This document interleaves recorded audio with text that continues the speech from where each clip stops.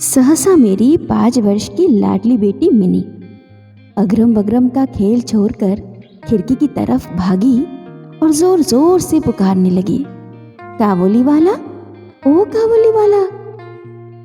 मैं इस समय उपन्यास लिख रहा था। नायक नायिका को लेकर अंधेरी रात में जेल की ऊंची खिड़की से नीचे बहती नदी के जल में कूद रहा था। घटना वही रुक गई। सोचने लगा, मेरी बेटी कितनी चंचल और बातूनी है। अभी कुछ पल पहले वो मेरे पैरों के पास बैठी खेल रही थी कि अचानक उसे ये क्या सूझी। मिनी के इस काम से मुझे अचरज तो नहीं हुआ, पर परेशानी ज़रूर महसूस हुई। मैंने सोचा, बस अब पीठ पर झोली लिए काबुली वाला आ खड़ा होगा। मेरा 17वां अध्याय अब पूरा नहीं हो सकेगा। जैसे ही काबुली वाले ने हंसकर मुंह फेरा और मेरी घर की ओर आने लगा, तभी मिनी घर के अंदर भाग गई। उसके मन में एक झूठा सा विश्वास था कि काबुली वाला अपनी झोली में उसी की तरह 2-3 चुराए गए बच्चे को छिपाए रखता है। इधर काबुली वाला आकर मुस्कुराता हुआ मुझे सलाम करके खड़ा हो गया। आदमी को घर पर बुलाकर कुछ ना खरीदना अच्छा नहीं लगता, इसीलिए उससे कुछ खरीदा। 2-4 बातें हुई, पता चला उसका नाम रहमत था। अंत में उठकर चलते समय काबुली वाले ने पूछा, बाबू, तुम्हारी लड़की कहाँ गई? मैंने मिनी के डर को पूरी तरह खत्म करने के लिए उसे भीतर से बुलावा लिया। वो मुझसे सटकर काबुली वाले के चेहरे और झोली की ओर शक भरी नजर से देखती रही। काबुली उसे झोली के अंदर से कुछ सूखे मेवे निकालकर देने लगा, पर वो लेने को किसी तरह राजी नहीं हुई। दुगने डर से मेरे घुटने से सटकर रह गई।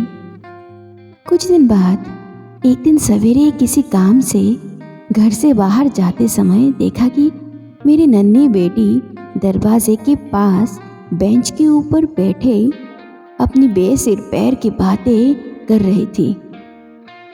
काबुली वाला उसके पैरों के पास बैठा मुस्कुराता हुआ सुन रहा था। वो बीच बीच में मिनी की बातों पर अपनी राय भी बताता जाता है। मिनी को अपने 5 साल के जीवन में पिता के अलावा ऐसा धीरज रखकर उसकी बातों को सुनने वाला कभी नहीं मिला था। मैंने यह भी देखा कि उसका छोटा आंचल बादाम किशमिश से भरा था। मैंने काबुली वाले से कहा, उसे यह सब क्यों दिया? अब फिर मत देना। मैंने जेब से एक अठन्नी निकालकर उसको दे दी। काबुली वाले ने अठन्नी मुझसे लेकर अपनी झोली में रख ली। घर लौटकर आया तो देखा कि उस अठन्नी को लेकर पूरा झगड़ा मचा हुआ है। मिनी की माँ उससे पूछ रही थी, तुझे ये अठन्नी कहाँ मिली?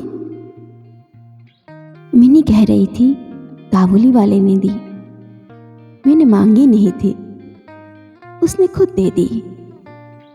मैंने मिनी की माँ को समझाया और मिनी को बाहर ले आया। पता चला कि इस दौरान काबुली वाले ने लगभग रोज आकर मिनी को पिस्ता बादाम देकर उसके नन्हे दिल को जीत लिया। वे आपस में दोस्त बन गए हैं। दोनों में कुछ बंधी हुई बातें और हंसी मजाक चलते। काबुली रहमत को देखते ही मेरी बेटी हंसते हुए पूछती, काबुली वाला, तुम्हारी झोली में क्या है? रहमत हंसते हुए उत्तर देता, हाथी। मतलब उसकी झोली में हाथी है।